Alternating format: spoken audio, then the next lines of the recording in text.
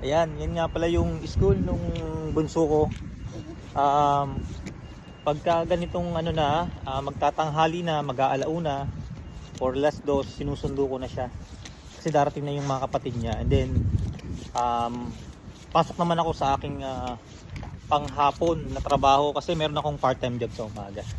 Ganun ang mga buhay namin dito sa Finland. Lalo-lalo yung mga bata. Napaka swerte ng mga bata or yung mga magiging anak ninyo na titira dito sa Finland kasi nga libre yung pag-aaral ng mga bata. At the same time, may monthly pa silang allowance. At sa school nila, libre pa yung kanilang breakfast, yung, yung mga pagkain nila sa school. Yan, may activities nga sila. Where do you go, bunso?